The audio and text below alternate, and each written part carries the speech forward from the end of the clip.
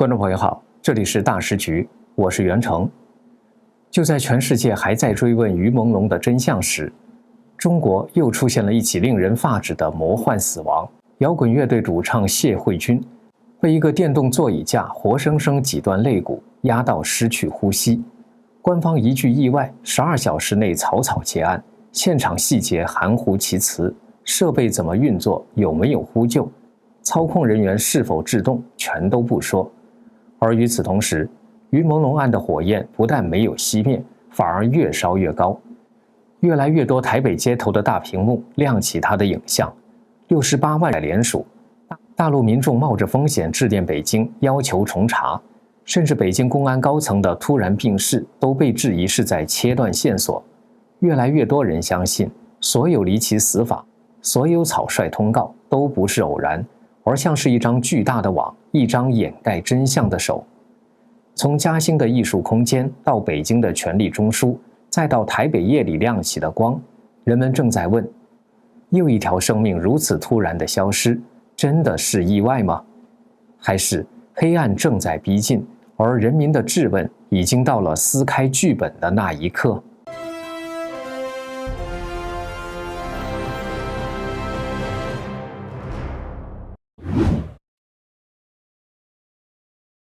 大家还在为于朦胧事件的真相奔走呼告之际，就在这2天，中国又发生了一起极其魔幻的身亡事件。逝者是中国普通摇滚乐队的38岁主唱谢慧君，艺名叫阿珍。这起事件之所以立刻在网络上炸开，就是因为它太诡异了。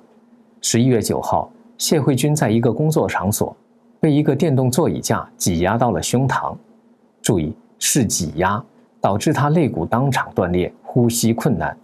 他被紧急送医，抢救了长达10个小时，但是很不幸，还是在10号的凌晨去世了。什么是电动座椅架？一开始大家也搞不懂，很多人还以为是汽车的电动座椅。乐队后来在13号赶紧出来澄清，说不是汽车座椅，而是剧院的大型座椅。乐队后来也公布了地点，是在浙江嘉兴的嘉兴536艺术空间。这个地方前身是中山电影院，这就是知名自媒体人李牧阳和网友们集中质疑的地方了。官方公告只说了结果，但对于座椅的样式、怎么挤压的、现场的具体细节，全都只字不提。李牧阳分析，这种大型电动座椅启动，马达通常需要10到15秒的时间。他提出了一连串的致命问题：启动电动座椅前，操控人员有无提醒？阿珍有无呼救？若有呼救，操控人员有无采取紧急制动？这到底是设备故障还是人为造成的？官方完全没说。更诡异的是，李牧阳指出，警方在短短12个小时内就完成了全部调查程序，这是否符合常规？场馆负责人后来对媒体说，这是一个意外，并且已经和家属协商结束，有关部门也来调查了。但是这个说法显然无法压住质疑的声浪。有网友就说，怎么触发的？讲清楚啊！这种有巨大安全隐患的设计竟然真的使用了。大家觉得呢？一个剧院里的大型座椅到底要怎么操作才会让一个活生生的人失去生命，而没有人发现，没有人制止？这就是为什么李牧阳会说这是一个非常离奇魔幻的死法，并且直接联想到了于朦胧案。因为这2起事件都透着一股被安排和被草草结案的味道。就在谢慧君的魔幻死法让人不寒而栗的同时，追讨于朦胧真相的声音非但没有减弱，反而正以一种前所未有的方式在延烧。最新的进展是，台湾除了我们之前报道中提到的台南、基隆之外，台北多个地方也都出现了声援于朦胧的电子大屏幕。有台湾网友上传了在台北最热闹的西门町拍摄的视频，电子屏幕上面除了有于朦胧的照片，还有一个为于朦胧讨公道的联署2维码，屏幕上打出了4个大字：天会亮的。这个画面可以说非常震撼。有网友在下面回应：感谢台湾人民，了不起的台湾，了不起的台湾人民。哇，民主自由就是不一样。在社交媒体 Threads 上，有人用简体字问：为什么台湾人要这么关注于朦胧事件？下面一个台湾网友的回答获得了上千个赞。他说：“因为他先是人，才是中国人。”还有台湾网友感叹说：“一个人死了，却把他曾经存在在这世界上的痕迹抹得一干二净，这真的是最可怕的事情。”除了线上的屏幕，还有志愿者在西门町的街头为朦胧的联署而努力。截止到11月16号，这个为于朦胧讨公道的联署已经有超过68万名网友参加。接下来插入一段工商时间。我们很多人为了保护牙齿，天天刷牙2、3次，可是眼睛的保养更重要，因为牙掉了还能植牙补救，视力真伤了就麻烦了。从早到晚盯屏6到8个小时，感觉干涩、酸胀、畏光、眼压紧绷，您是不是也是这样？我劝大家，眼睛越早护理越好，越省心。推荐给大家一个小东西，一个非常好用的冷敷眼贴，贴上去大概3分钟，我就明显感觉眼睛放松下来了。这个眼贴里面有3种植物萃取成分，贴上去清清凉凉的，可以帮您缓解蓝光带来的压力，维持泪膜滋润。有86%的人反馈使用后更放松、更滋润。那么怎么用更到位呢？如果您是日常保养，可以每周2到3次给眼睛做个小 SPA。如果眼睛已经明显干涩，或者是最近用眼很多，可以增加使用频率，白天2到4片分时短贴，晚上6片连贴6到8个小时，睡一觉。这个眼贴在工作、睡觉时都可以用。我的很多同事就是直接贴着工作，一开始会流泪，试用后就可以了。用完撕下来，不扯皮也不花妆，每天不到半杯咖啡的钱，就能给眼睛一份长期守护。需要的朋友就点击下面的链接，输入我们的优惠码大时局，还可以享受95折优惠。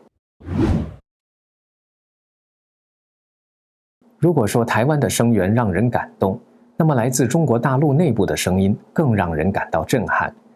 于朦胧坠亡事件已经过去2个多月了。11月13号，有大陆网友实在忍无可忍，直接致电北京的相关部门，实名举报朝阳公安在于朦胧案件中的程序违法和行政不作为，要求重新立案调查。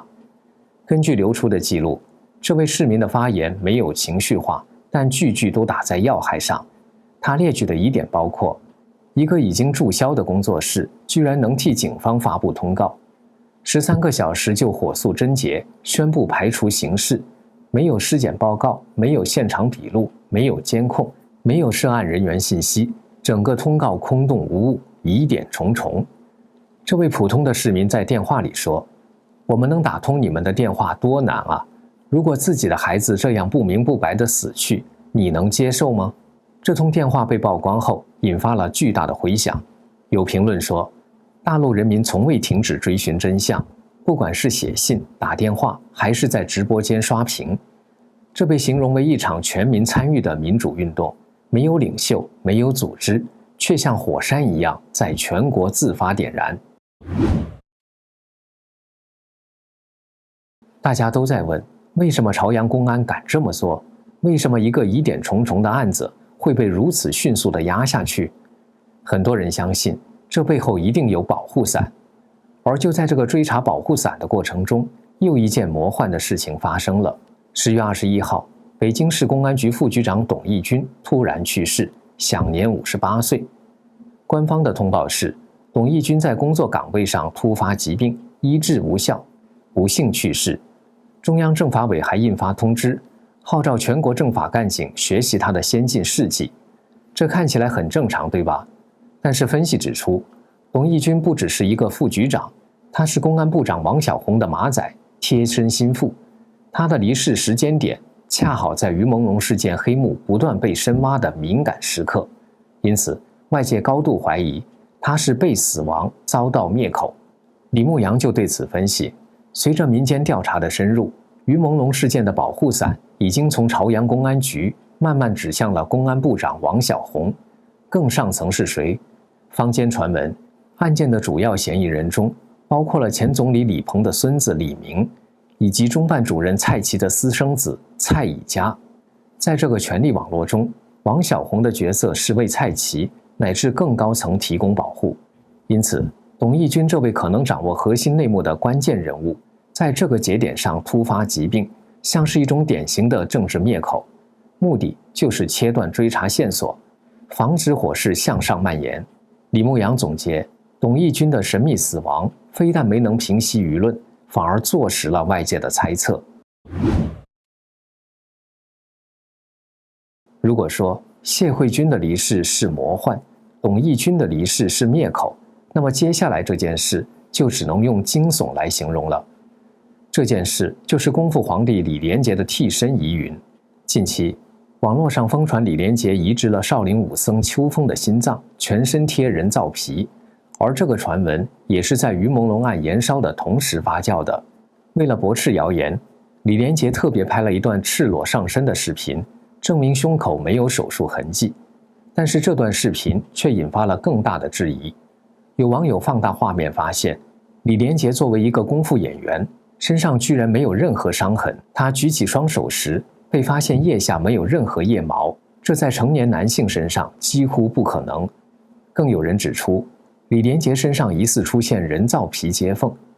中国知名的娱乐评论家宋祖德更是在微博大胆爆料，怀疑是不是科技狠活克隆出一个李连杰。宋祖德的理由是，李连杰一向低调沉稳，但现在出现的李连杰不但高调，而且很轻浮。他说，现在这个李连杰不论声音还是口音都和以前不一样。宋祖德甚至呼吁警方应该彻查这个人的身份。这件事为什么会和于朦胧案扯上关系呢？因为网友们议论，李连杰最近频繁现身，根本不是在证明自己康复，而是在替权贵们当移植的活广告。有评论指出，这个产业在中国大陆似乎已经是公开的秘密，而于朦胧案也一直有传闻涉及到了这个最黑暗的领域。网络上甚至流传出一个恐怖的视频，虽然无法证实，但内容骇人听闻。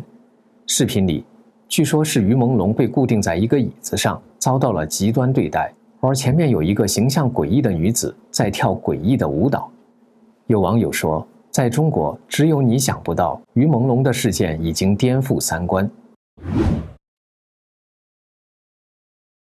于朦胧的离世之所以能激起这么大的民愤，不仅仅是因为死因可疑，更是因为他是一个公认的好人。网络上流传着很多他生前的小故事。录制《追光的哥哥》节目时，肖顺尧递给他一颗糖，他说：“先给维维吧。”明道做了难吃的三明治和好吃的三明治，他说：“我选难吃，我选这个。”但其实他根本不吃鱼，却还说：“我可以。”有网友翻出一个节目片段，聊到女朋友变胖这个问题，于朦胧说：“没关系，我跟她一起吃，一起变胖，然后再一起减肥。”没关系，我跟你一起吃，一起变胖，然后再一起减肥。网友感叹，他心里总装着别人，谦让是对他人的尊重。